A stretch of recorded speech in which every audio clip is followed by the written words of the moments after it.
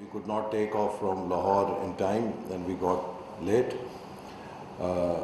I think this is a seminar which is very important at a very important time. And having spoken so much in English and shown to you that Minister Saab can speak English, let me switch to Urdu. آج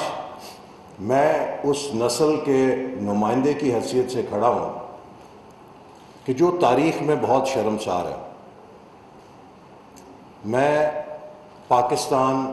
1986 میں دنیا کی بہترین تعلیمی ادارے سے degree لے کر وطن آیا کہ میں اپنے ملک کی خدمت کروں گا، اور اللہ تعالیٰ نے مجھے اس کا موقع بھی دیا. مجھے آج بھی یاد ہے کہ 1997 کا جب سال آیا تو ہم سب بہت پرجوش تھے، چونکہ وہ آزادی کی 50ویں سالگرہ کا سال تھا.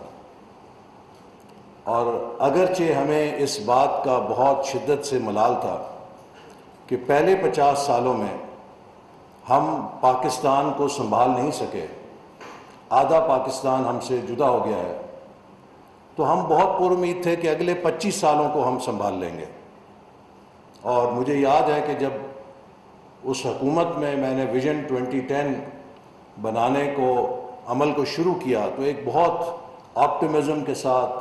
بہت جوش کے ساتھ ہم نے ویژن 2010 لانچ کیا، جس کا مقصد یہ تھا کہ by 2010 we would like to see Pakistan as a middle income country. لیکن 2 سال کے بعد مارشاء اللہ لگ گیا، وہ ویژن جو ہے اٹھا کے ردی کی ٹوکری میں پھینک دیا گیا، اور اس کے بعد پاکستان پھر ایک جنگ میں ملوث ہو گیا اور ہم دائروں کے سفر میں پھر چلے گئے. مجھے اچھی طرح یاد ہے کہ 99 کے شروع میں نے غالباً یہیں اسی ہال کے اندر اپنی ایک تقریر میں یہ کہا تھا کہ ہمارے اس سٹڈی کے مطابق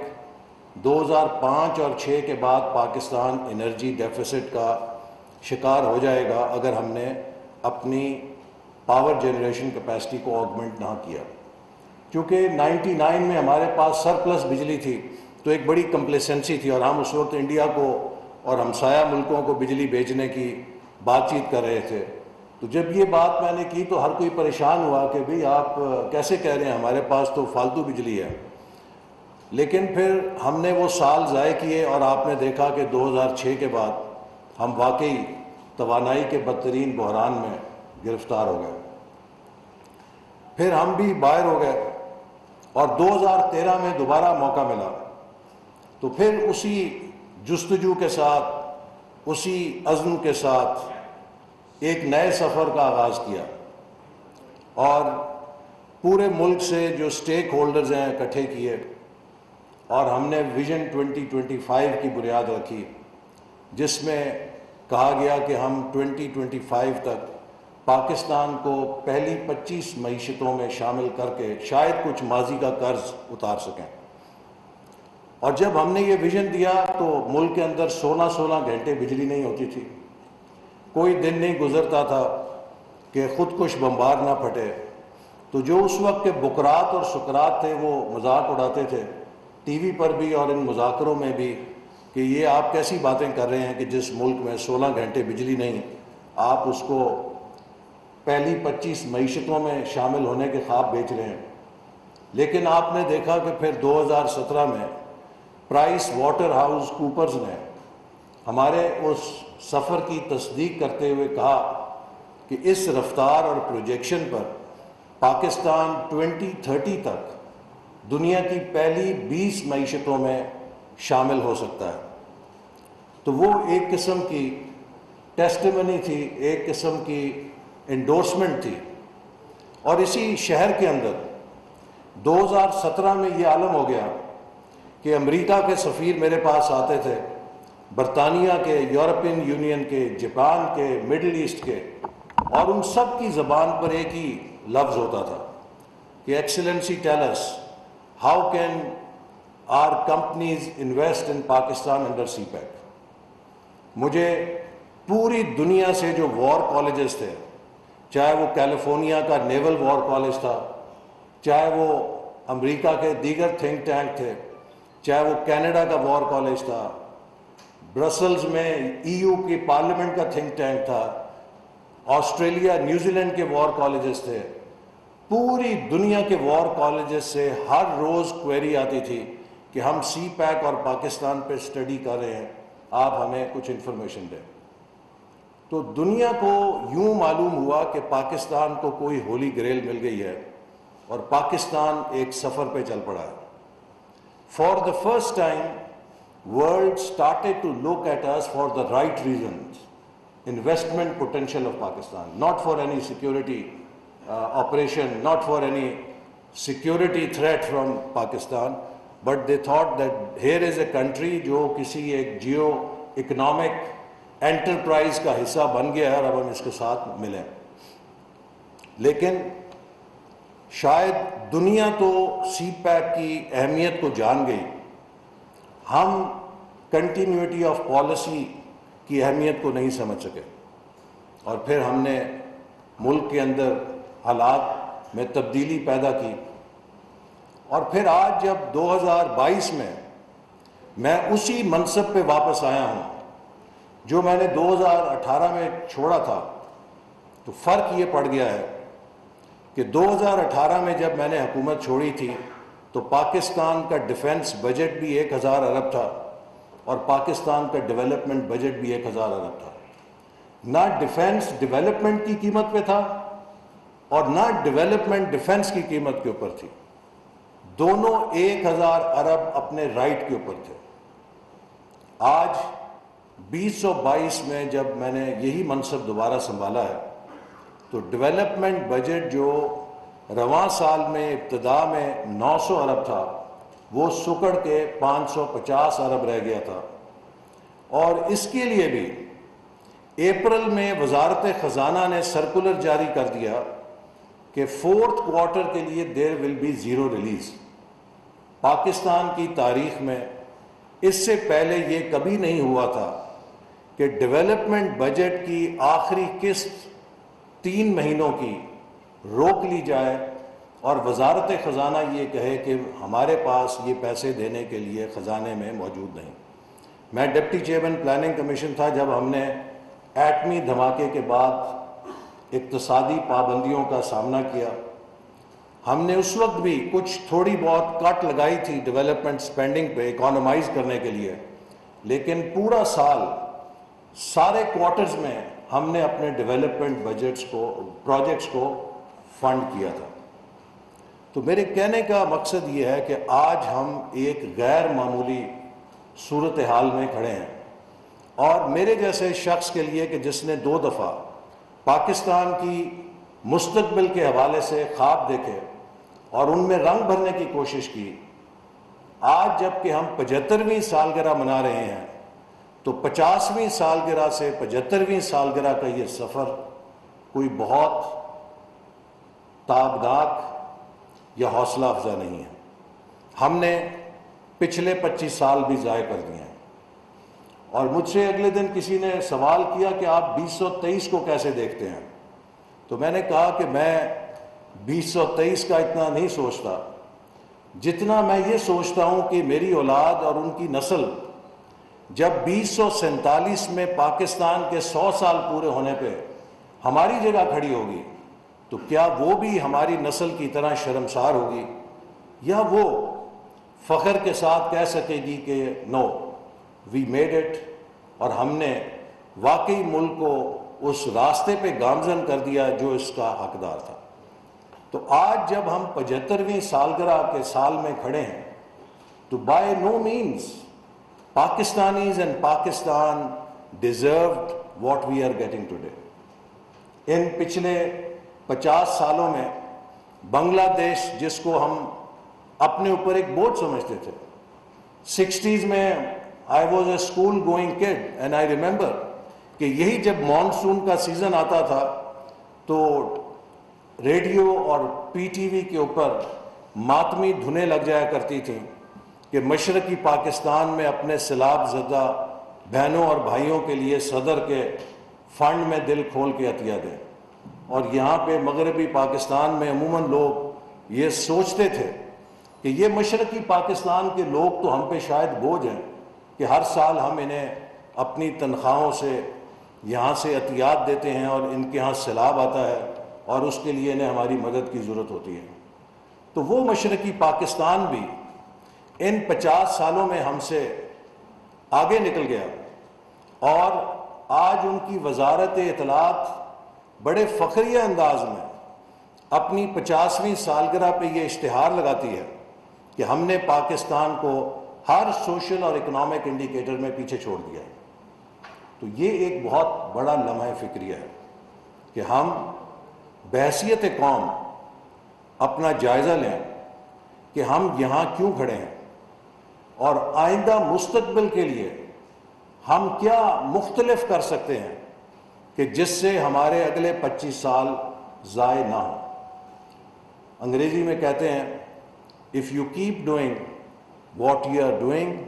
you will keep getting what you are getting. And if you want to stop getting what you are getting, you have to stop doing what you are doing. تو ہمیں اپنی عادات کو، اپنی حرکات کو ٹھنڈے دل کے ساتھ جائزہ لے کر تبدیل کرنا ہوگا اور یہ دیکھنا ہوگا کہ وہ ممالک جو ہم سے آگے نکل گئے آخر ان میں ایسی کیا بات تھی.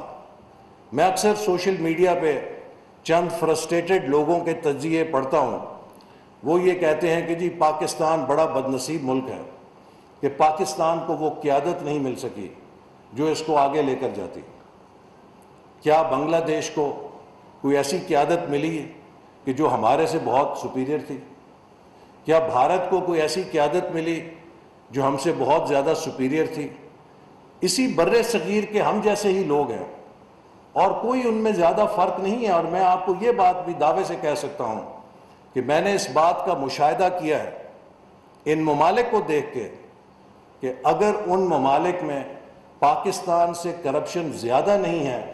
تو کسی بھی لحاظ سے کم بھی نہیں ہے، لیکن اس کے باوجود وہ ہمیں پیچھے چھوڑ گئے ہیں. تو میرا خیال ہے کہ آج جو ہم اقتصادی اور معاشی تجزیے کر رہے ہیں ان کو ہمیں 3 حصوں میں جدا کرنا پڑے گا. ایک ہمارا وہ سٹرکچرل پرابلم ہے جو 75 سال سے ہمیں ٹیک آف نہیں کرنے دے رہا. میں اکثر 2013-18 میں کہا کرتا تھا جب سی پیک کا ہمیں ایک بونس ملا کہ قدرت نے ہمیں تیسری دفعہ ٹیک آف کا موقع دیا ہے. اگر ہم نے اس موقع کو ضائع کر دیا تو پتہ نہیں پھر کب ملے گا. فرسٹ ٹائم 60s میں ہمیں ٹیک آف کا موقع ملا. ہم نے 65 کی جنگ کا ایڈونچر کیا اور خود کو گیٹ اپنا کریش لینڈ کر لیا اور اس کے بعد وہ سفر ہم سے علیحدہ ہو گیا. ارلی 60s میں دنیا کہتی تھی کہ ایشیا کے اندر next emerging Japan is Pakistan, اور 60s میں جب Habib Bank Plaza building Karachi میں بنی تو east of Karachi it was probably the tallest building. لیکن ہم نے اپنی سفر اور سمت بدل لی. دنیا اس سمت پہ چل پڑی جس پہ ہم چل رہے تھے اور ہم کسی اور سمت میں نکل گئے. دوسرا جو ہمیں ٹیک آف کا موقع ملا وہ 1991 میں ملا جب نواز شریف صاحب کی پہلی حکومت میں ہم نے اکنامک ریفارمز متعارف کرائیں، ڈی ریگولیٹ کیا پاکستان کی اکانومی کو، پرائیویٹائز کیا، لبرلائز کیا، اور وہ شعبے جو آج پاکستان کے اندر سب سے زیادہ روبسٹ گروتھ دے رہے ہیں، چاہے وہ ٹیلکوز ہیں، چاہے وہ فائنینشیل سیکٹر ہے، اس کو ریاست کے شکنجے سے نکالا. پرائیویٹ سیکٹر بینکس کو اجازت دی، پرائیویٹ سیکٹر ٹیلکوز کو اجازت دی، اور آج آپ پاکستان میں دیکھیے کہ جو سب سے زیادہ گروتھ ہے وہ اگر ہے تو ان فائنینشیل اور ٹیلی کمیونیکیشن کے ان سیکٹرز میں ہے جہاں یہ پرائیویٹ انٹرپرائز آئی، اور اسی طرح دیگر اصلاحات متعارف کرائیں. لیکن کیا ہوا؟ اس حکومت کو 2 سال میں رخصت کر دیا گیا اور بھارت جو اس وقت تک ہم سے پیچھے تھا، منموہن سنگھ جو ان کے وزیر خزانہ تھے، وہ سرتاج عزیز صاحب سے وہ SROs کی کاپی لیتے ہیں جو پاکستان نے متعارف کرائیں، اور 2 سال کے وقفے کے بعد وہ بھارت میں وہ ساری ریفارمز رفتہ رفتہ لے کر آتے ہیں، اور بھارت تسلسل کے ساتھ اس ریفارم ایجنڈے کو اپنا کر چلتا ہے تو سن 2000 میں بھارت پاکستان کو اوورٹیک کر لیتا ہے۔ تو آج جو سب سے بڑا سبق ہے وہ یہ ہے کہ آپ کو میں دنیا میں بہت سے ممالک گنا سکتا ہوں کہ جنہوں نے ہماری جتنی کرپشن کے باوجود ترقی کر لی ہے، لیکن ایک ملک آپ میں سے کوئی مجھے نہیں گنا سکتا کہ جس ملک نے سیاسی بے یقینی، پالیسیز کے عدم تسلسل کے ساتھ، پالیسی ریورسلز کے ساتھ ترقی کی ہو۔ چونکہ جو ریفارم ہے اس کو کامیابی کے لیے کم از کم ایک ڈیکیڈ درکار ہوتا ہے۔ اگر ایک 10 سال کا تسلسل نہیں ہوگا تو کتنا بھی آپ اچھا کام کریں وہ نتائج نہیں دے سکتا۔ ہم اس ملک کے اندر پالیسیز کو تسلسل اور دوام دینے میں ناکام رہے ہیں، اور اس کی بڑی وجہ ہماری اندرونی سیاسی چپکلش ہے۔ 1998 میں امریکہ کا ایک محقق ہے اسٹیفن کوہن، انہوں نے ایک کتاب لکھی تھی، اور میں بار بار کہتا تھا کہ ان کی یہ کتاب ہر پاکستانی کے لیے ایک چیلنج ہے کہ ہم اسٹیفن کوہن کو غلط ثابت کریں۔ اس نے 1998 میں کہا کہ پاکستان کے لیے 3 سینیریوز ہیں۔ ایک سینیریو یہ ہے کہ یہ ریاست فیل ہو جائے گی۔ اس نے کہا اس کا امکان تقریباً نہ ہونے کے برابر ہے، اس لیے کہ پاکستان کی فوج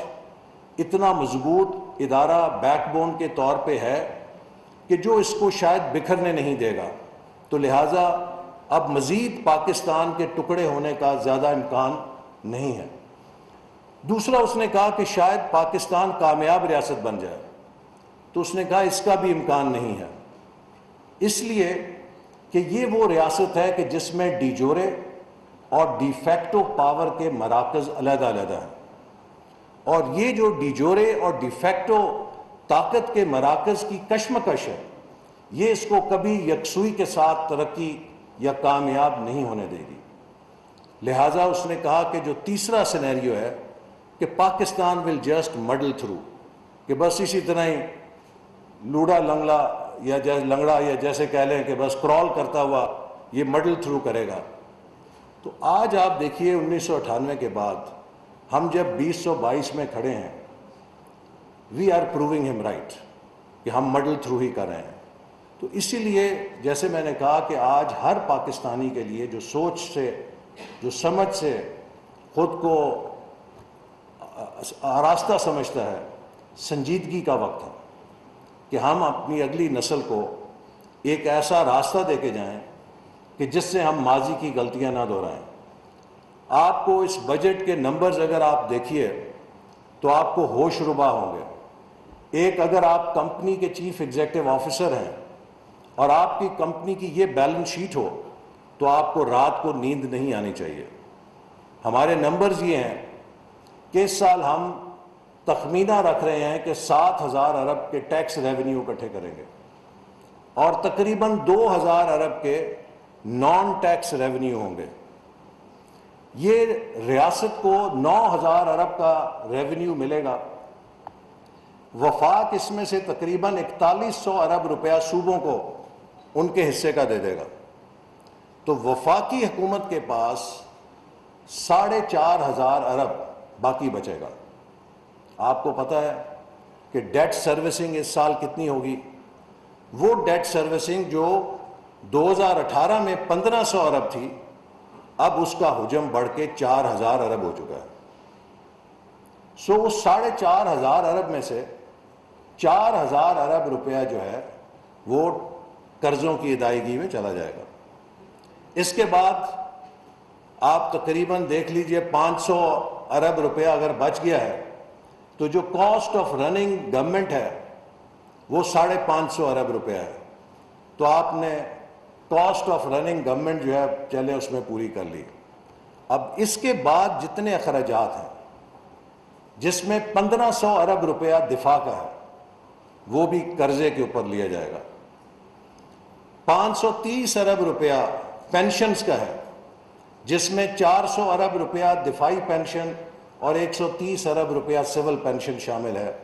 یہ بھی قرضے میں لی جائے گی۔ اس کے اوپر تقریباً 700 یا 800 ارب روپیہ ڈیولپمنٹ بجٹ ہوگا، اصل میں 700 ارب ہوگا، وہ بھی سارا قرضے میں لیا جائے گا۔ اس کے بعد تقریباً 1200 ارب روپیہ وہ ایڈوانسز ہیں جو آپ صوبوں کو دیں گے یا خسارے والی اداروں کو دیں گے، ان کو گرانٹس کی صورت میں دیں گے، یہ تقریباً 1200 ارب روپے بنتے ہیں۔ اور پھر جو مختلف مدوں میں آپ سبسڈی دیں گے وہ تقریباً 700 ارب دیں گے۔ یہ سب کے سب کھاتے خسارے کے ہیں، اور خسارے کا مطلب یہ ہے کہ مزید ادھار کے ہیں۔ ان نمبرز کے اوپر کوئی کمپنی کامیابی سے نہیں چل سکتی۔ لہذا اگر ہم نے اس سے نکلنا ہے تو ہمیں بریک تھرو نمبرز چاہیے۔ پاکستان کی بڑی ناکامی کی وجہ یہ ہے کہ جو 75 سالوں میں ہماری معیشت کا سٹرکچر تھا، ہم نے اس کو ایکسپورٹ لیٹ گروتھ پہ استوار نہیں کیا۔ ہمیں کوئی 60s میں امپورٹ سبسٹیٹیوشن کا سبجیکٹ پڑھا گیا تھا، ہم اسی کے اوپر دل جمی کے ساتھ چلتے رہے، اور جو مواقع 10 سالوں کی حکومتوں کے تھے وہ بہترین موقع تھے کہ جب ہمارے پاس ڈالرز بھی تھے اور 10 سال کا تسلسل بھی تھا، ہم اپنی معیشت کو ری اسٹرکچر کر سکتے تھے ایکسپورٹ لیڈ گروتھ کے لیے، لیکن ہم ایسا کرنے میں ناکام رہے۔ نتیجتاً ہم جب بھی گروتھ کی طرف جاتے ہیں تو اس سے معیشت میں ڈیمانڈ پیدا ہوتی ہے اور ہم امپورٹ کرنا شروع کرتے ہیں، تو ہماری جو پروپینسٹی ٹو کنزیوم ڈالرز ہے تھرو امپورٹس، وہ ہماری جو کیپیسٹی ٹو ارن ڈالرز ہے اس سے میچ نہیں کر پاتی۔ لہذا کرنٹ اکاؤنٹ ڈیفیسٹ کھلنا شروع ہو جاتا ہے، اور ہم پھر بریکیں لگانے پہ مجبور ہوتے ہیں کہ امپورٹ کو کٹ ڈاؤن کریں، اکانومی کو سلو ڈاؤن کریں۔ تو لہذا وہ سب ممالک جنہوں نے بریک تھرو پرفارمنس کی، انہوں نے ایکسپورٹس کو اپنی بنیادی گروتھ کا ذریعہ بنایا اور اس میں لیپ فراگ کیا۔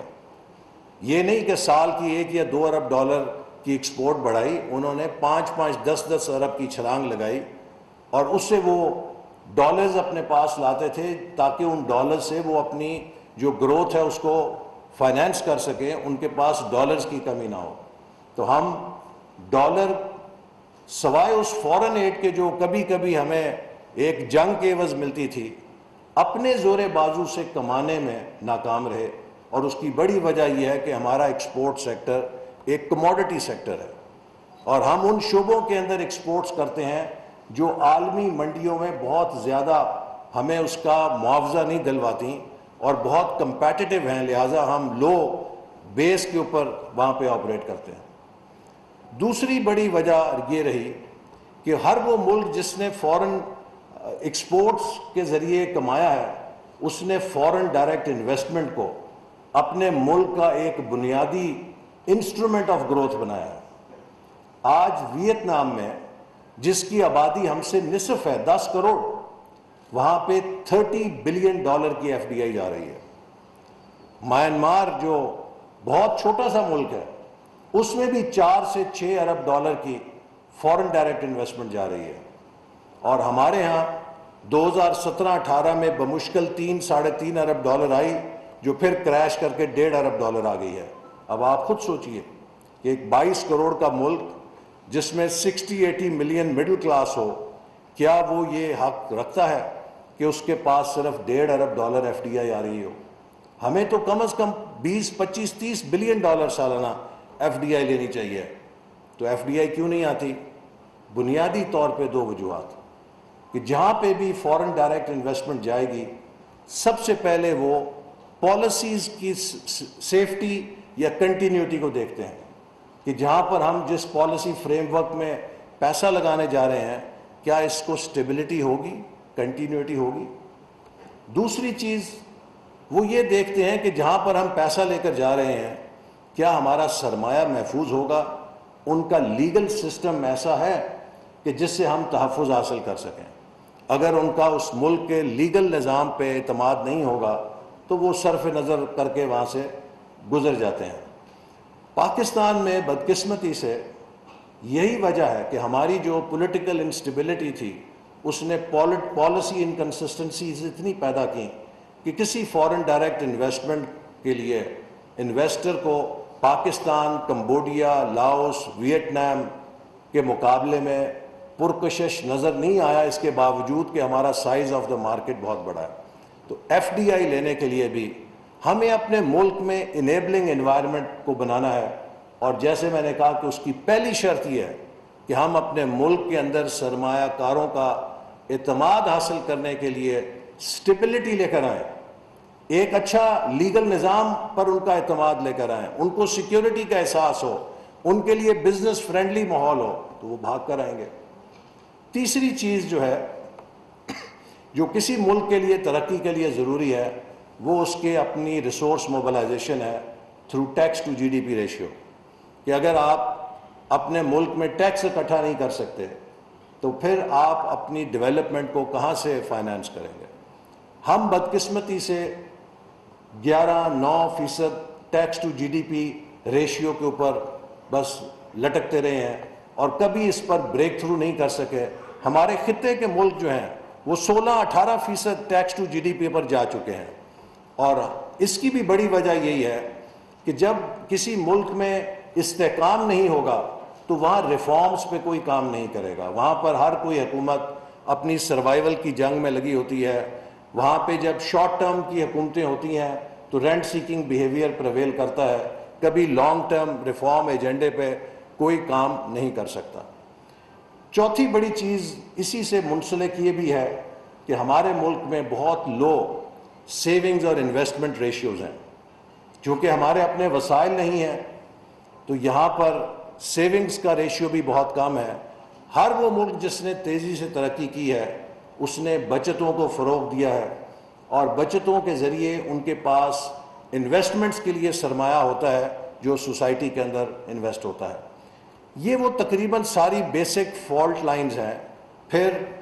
آخر میں اور جو سب سے امپورٹنٹ ہے کہ ہم نے اس ملک میں ہیومن ریسورس کو اگنور کیا ہے۔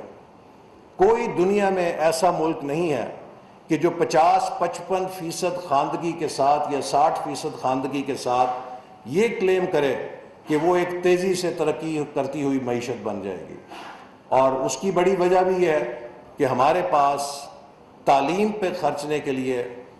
بجٹ کے اندر کوئی سپیس نہیں ہے، کیونکہ وسائل نہیں ہیں، tax to G D P ratio low ہے اور ہمارے دیگر اخراجات زیادہ ہیں، تو تعلیم اور صحت کے شعبے ہمیشہ اس کی ہٹ لیتے ہیں، نتیجتاً ہماری poor quality of human resource ہے جو کہ ہمیں پھر راستے کی ایک زنجیر بن جاتی ہے۔ یہ ایک لینڈسکیپ میرا پیش کرنے کا مقصد یہ نہیں ہے کہ میں آپ کو مایوس کروں، اس کا مقصد یہ ہے کہ ہم سب پاکستان کے بارے میں اس لیے پر امید ہیں کہ اللہ تعالیٰ نے جتنے وسائل ہمیں دیے ہیں دنیا کے بہت کم ملکوں کو دیے ہیں۔ Pakistan is not an under developed country, we are just an under managed country. اگر ہم اپنے ملک کی مینجمنٹ کو ٹھیک کر لیں اور وہ نقائص جو 75 سال سے ہم نے پیدا کیے ہوئے ہیں وہ درست کر لیں، تو یہ سب فیکٹر انڈاؤمنٹس اتنی تیزی کے ساتھ ہمیں اٹھائیں گی کہ شاید اس کا ہم اندازہ نہیں کر سکتے۔ لیکن یہ سب وہ کریکٹیو میجرز ہیں جو 1-2 سال کے اثرات دینے والے نہیں ہیں، یہ کم سے کم بھی 10 سال کا تسلسل مانگتے ہیں۔ اگر آپ نے بیرونی سرمایہ کاروں کا اعتماد بحال کرنا ہے تو ان کو کم از کم 10 سالوں کے لیے پالیسیز کو لاک کر کے دینا ہوگا کہ آپ آئیے ان شعبوں کے اندر، معدنیات میں دیکھ لیجئے ہمارا ابھی کتنا بڑا ایک قضیہ چل رہا ہے ریکو ڈیک کا، کہ ایک جو تجربہ ہوا اس کے اندر بھی ہم کن مسائل کا شکار ہو گئے اور کتنی مشکلوں سے اب نکل رہے ہیں۔ لیکن ہمارے پاس مائننگ اتنی زرخیز ہے کہ وہاں پر جتنی انویسٹمنٹ آ جائے کام ہے، لیکن وہ تب آئے گی جب ان کو سیکیورٹی نظر آئے گی اپنے انویسٹمنٹ کی اگلے 10 سال کے لیے۔ پاکستان میں انجینئرنگ سیکٹر کو اگر ڈیولپ کرنا ہے تو انویسٹمنٹ تب آئے گی جب کم از کم وہ 10 سال کے لیے آگے دیکھ رہے ہوں گے۔ ایگریکلچر سیکٹر کو اگر ڈیولپ کرنا ہے تو اس کے لیے بھی انویسٹمنٹ چاہیے۔ تو ان سب چیزوں کے لیے، چاہے وہ انویسٹمنٹ ہے چاہے وہ انسٹیٹیوشنل ریفارم ہے، ٹائم ہیز کم کہ ہم سب بحیثیت قوم مل کر بیٹھیں اور اس بنیادی ایجنڈے کے اوپر کنسنسس کریں کہ اس ملک میں کوئی بھی حکومت آئے وہ اس بنیادی ایجنڈے سے انحراف نہیں کرے گی، اور پالیسیز کا تسلسل اور ریفارمز جو ضرورت ہے ہماری ان کے تسلسل کو ہم یقینی بنائیں گے۔ اگر ہم نے یہ کام کر لیا تو مجھے یقین ہے کہ ہمارے اگلے 25 سال پاکستان کے بہترین 25 سال ہوں گے، لیکن اگر ہم نے یہ کام نہ کیا تو مجھے اندیشہ ہے کہ ہم اگلے 25 سال بھی گزشتہ 75 سالوں کی طرح ضائع کر دیں گے۔ تو اس لیے میرا خیال ہے کہ آج ہم سب اوپینین لیڈرز کو، میڈیا کو اور نوجوانوں کو سب سے زیادہ میں یہ کہنا چاہتا ہوں کہ یہ آپ کا فیوچر ایٹ سٹیک ہے، کہ یہ آواز آنی چاہیے کہ ملک کی تمام قیادت، ملک کے تمام سٹیک ہولڈرز، چاہے ان کا تعلق سیاست سے ہے، چاہے ان کا تعلق عدلیہ سے ہے، چاہے ان کا تعلق عسکری اداروں سے ہے، چاہے ان کا تعلق پرائیویٹ سیکٹر میڈیا سے ہے، چاہے ان کا تعلق بیوروکریسی سے ہے، کہ ہم سب اس آئین پاکستان کے اندر ایک ایسے چارٹر آف اکانومی کے اوپر اتفاق کریں کہ جو اس ملک کو دائمی ترقی دینے کا روڈ میپ بن سکے۔ یہ کام مشکل ضرور نظر آتا ہے لیکن ناممکن نہیں ہے۔ اس کے لیے ہم سب کو اپنی ذاتی یا گروہی مفاد سے بالاتر ہو کے خالصتاً پاکستان کے مفاد میں سوچنا ہوگا۔ اور میرا یہ آپ کو بات تجربے سے کہہ رہا ہوں کہ جو 2013 سے 18 تک ہم نے عمل کر کے دیکھی کہ اس ملک کے ہر شعبے کے اندر کتنا پوٹنشل ہے، اور یہ بات بھی میں واضح کر دوں کہ سی پیک کے اوپر ہم نے پاکستان کی ترقی چائنا کو لیز پر نہیں دی تھی۔ سی پیک پاکستان اور چین کا ایک ون ون اشتراک تھا، جس میں چائنا کا بیلٹ اینڈ روڈ انیشیٹو اور پاکستان کا ویژن 2025 دونوں کی کانگرنس تھی۔ اگر چائنا سے ہم نے 29 ارب ڈالر پاکستان کے انفراسٹرکچر کے لیے ہارنیس کیے تو تقریباً اتنی ہی رقم یا اس سے زیادہ ہم نے پی ایس ڈی پی کے ذریعے اپنے وسائل سے بھی 5 سالوں میں 3200 ارب روپے پاکستان کی ڈیولپمنٹ کے اوپر لگائے، جس کا نتیجہ یہ ہے کہ آج پاکستان میں ایک بڑا روبسٹ انفراسٹرکچر موجود ہے۔ آج اگر پاکستان آئی ٹی کے اوپر پرومسنگ نظر آتا ہے تو اس لیے نظر آتا ہے کہ وہ 3G اور 4G کے نیٹ ورکس جن کو 8 سالوں سے پینڈنگ رکھا گیا تھا ان کو ہم نے لانچ کیا۔ چائنا سے ہم نے انفارمیشن ہائی وے لا کے فائبر آپٹک کیبل ڈال کے وہ انفارمیشن بیک بون دی، جس سے ہم ایک مضبوط ڈیجیٹل انفراسٹرکچر کو اس ملک کے اندر لے کر آ سکتے تھے۔ ہم نے ہائر ایجوکیشن کمیشن کے ذریعے ہر یونیورسٹی کے اندر اورک سینٹرز اور انوویشن سینٹرز بنا کے نوجوانوں کو سٹارٹ اپ کلچر کی طرف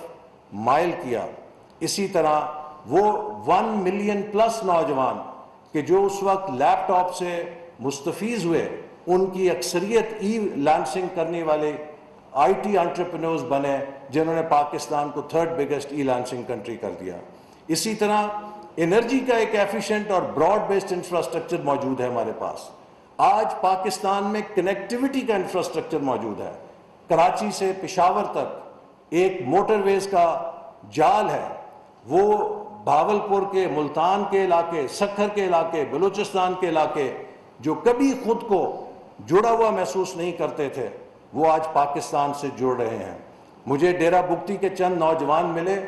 انہوں نے کہا کہ آپ کو ہم بتانا چاہتے ہیں کہ ہم نے کبھی وہم و گمان میں نہیں سوچا تھا کہ ہم صبح ڈیرہ بگٹی سے نکلیں گے، دوپہر کو لاہور میں کڑاہی کھانا کھا کے دوستوں کے ساتھ رات کو واپس ڈیرہ بگٹی آ جائیں گے، لیکن آج موٹر وے کی وجہ سے یہ ممکن ہے۔ اسی طرح کراچی سے جب ناردرن ایریاز جائیں تو جو فیملیز ہیں وہ کہتی ہیں کہ اب ہم نے یہ ٹریول چھوڑ دیا ہے، ہم اپنی فیملی کے ساتھ ٹریول کرنا چاہیں تو ہم اپنی گاڑی میں جاتے ہیں چونکہ یہ سفر آسان ہو گیا۔ تو ایک کنیکٹیوٹی کے ساتھ ملک جڑ رہا ہے آج، یہ سب کچھ موجود تھا، لیکن اس کے اوپر بدقسمتی سے چونکہ پالیسی کا تسلسل نہیں رہا، اس انفراسٹرکچر کے اوپر جو انڈسٹریلائزیشن ہونی تھی وہ ہم کرنے میں ناکام رہے ہیں۔ سی پیک کا اصل ڈیویڈنڈ جو ہے وہ اکنامک کوآپریشن کے اندر انڈسٹریل کوآپریشن تھا جس کے تحت ہم نے 9 اکنامک زون قائم کرنے تھے. 2020 to 2025 لانگ ٹرم پلان کے اندر انڈسٹریل کوآپریشن کا ٹائم تھا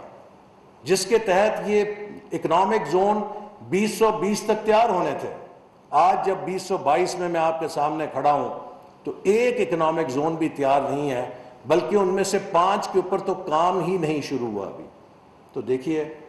دنیا پھر 5 سال 4 سال کسی کا انتظار نہیں کرتی. آج کل انویسٹمنٹ جو ہے وہ ڈیجیٹل سپیڈ کے ساتھ ایک مرکز سے دوسرے مرکز میں منتقل ہو جاتی ہے. تو ہم نے ان اپنی جو غلطیوں کو درست کرنا ہے، پاکستان کو دوبارہ ہم پلہ کرنا ہے. تو مجھے یقین ہے کہ انشاءاللہ تعالی جو آج پاکستانی قوم کے اندر ایک جذبہ نظر آ رہا ہے کہ ہم اس ملک کو بہت جلد ٹرن اراؤنڈ کر سکتے ہیں. میں نے اگلے دن ہم ایک 28 جون کو ٹرن اراؤنڈ پاکستان کانفرنس کر رہے ہیں جس میں سب سٹیک ہولڈرز کے ساتھ مل کر ایک روڈ میپ بنانا چاہتے ہیں کہ کس طرح ہم ملک کو دوبارہ ریوائیول کی طرف لے کے جائیں. تو میں نے لنکڈ ان پہ ویسے ہی میسج کیا کہ جو سینئر اسٹریٹجی کنسلٹنٹس پاکستانی کچھ ہیں ان کے تجربے سے فائدہ اٹھائیں، جو دنیا کو جا کے اپنا علم بانٹتے ہیں وہ اپنے ملک کو بھی بتائیں. I was overwhelmed by the responses I got کہ پاکستان کا ٹاپ موسٹ ٹیلنٹ جو امریکہ، یورپ، ایشیا کے مختلف ممالک میں آئی ٹی سیکٹر میں، انویسٹمنٹ بینکنگ میں اور کہاں کام کر رہا ہے، جس جذبے کے ساتھ انہوں نے رسپانس دیا کہ ہم پاکستان کی ٹرن اراؤنڈ ٹیم کا حصہ بننا چاہتے ہیں. I see great future. یہ جو ہمارے ینگ پروفیشنلز ہیں I think they hold key to Pakistan's future. اور اب حکومت کا کام صرف اتنا ہے کہ وہ Pakistani enterprise of Pakistani nation کے آگے سے روڑے ہٹائے، رکاوٹیں ہٹائے. اب حکومت کے پاس وسائل نہیں ہیں، حکومت تقریباً بینکرپٹ ہے، لیکن حکومت ایک کام کر سکتی ہے کہ وہ پاکستانی قوم کے پیروں سے وہ زنجیریں جو لائسنسز کی، ریگولیشنز کی، ناروا پابندیوں کی جکڑی ہوئی ہیں ان سب سے آزاد کر کے پاکستان کے نوجوانوں کو اور انٹرپرائز کو اور پرائیویٹ سیکٹر کو یہ سہولت دے کہ وہ اپنی پوری صلاحیت کو دکھا سکیں. تو مجھے یقین ہے کہ ہم بہت جلد پاکستان کو آگے لے جائیں گے. اور اسی طرح کے جو مذاکرے ہیں ان سے ہمیں وہ آئیڈیاز ملیں گے کہ جن سے حکومت یہ فیسیلیٹیشن کر سکتی ہے. میں نے کافی لمبی بات کر لی، لیکن یہ موضوع ایسا تھا کہ میں چاہتا تھا کہ آپ کے ساتھ دل سے کھول کے بات کروں کہ جب تک ہمیں صورتحال کا ادراک نہیں ہوگا آپ کبھی اس کا علاج درست نہیں کر سکتے. آدھا علاج مرض کو سمجھنے میں ہے. تو 75 سال کی ہمیں ان چیزوں کو درست کرنا ہے. دوسرا، کسی حکومت کی کارکردگی اچھی ہوتی ہے، کسی کی بری ہوتی ہے، وہ وقتی چیز ہوتی ہے، ٹھیک ہو جاتی ہے، وہ بھی چیزیں انشاءاللہ درست ہو جائیں گی. لیکن تیسری چیز اس وقت جس میں ہم پھنسے ہوئے ہیں وہ یوکرین کا کرائسس ہے کہ جس نے تیل، گندم، کوئلہ، ہر چیز کی قیمتوں کو آسمان پہ پہنچا دیا ہے. نہ صرف ہم بلکہ ترقی یافتہ ممالک بھی اس وقت مشکل میں ہیں اور بیلٹ ٹائٹننگ کر رہے ہیں. تو ہمیں اس چیز کا بھی ادراک ہونا چاہیے کہ اس وقت پوری دنیا کی معیشت ایک کرائسس کے اندر آ گئی ہے. IMF نے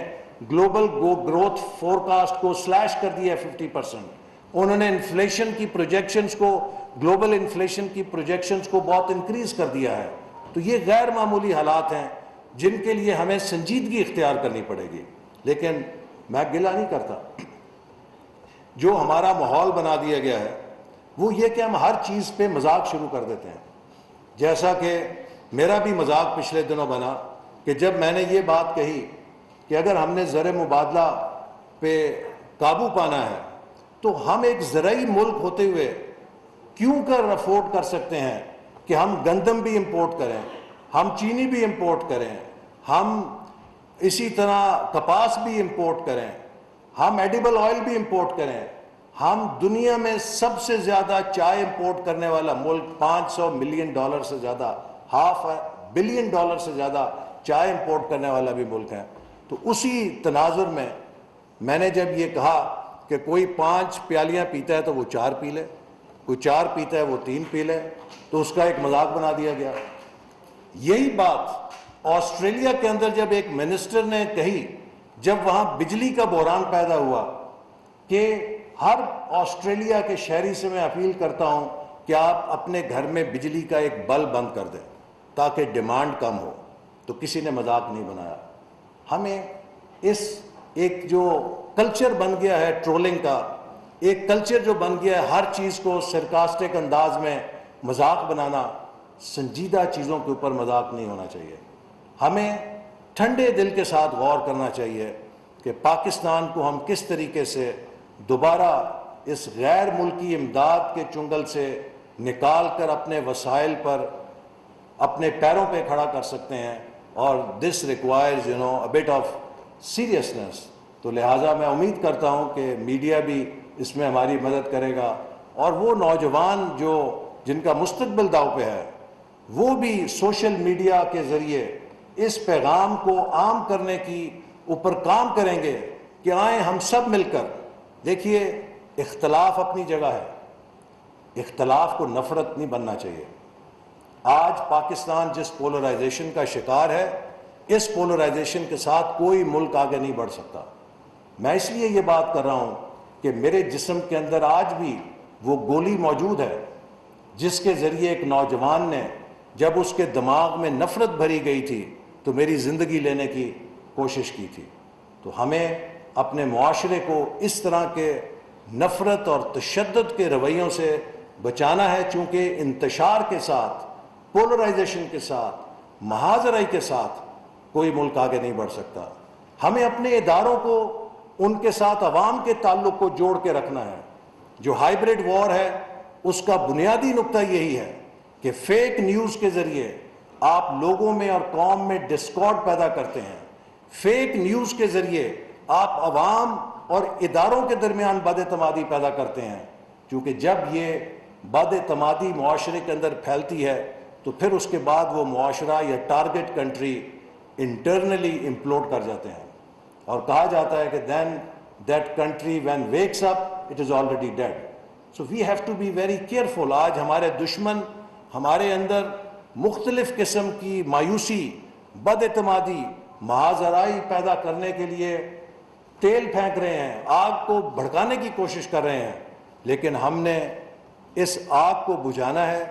ایک دوسرے کے ساتھ مکالمہ کرنا ہے، اختلاف ضرور کرنا ہے، یہ ہمارا حق ہے، لیکن اس اختلاف کو نفرت کی آگ میں تبدیل ہونے سے روکنا ہے۔ پاکستان زندہ باد۔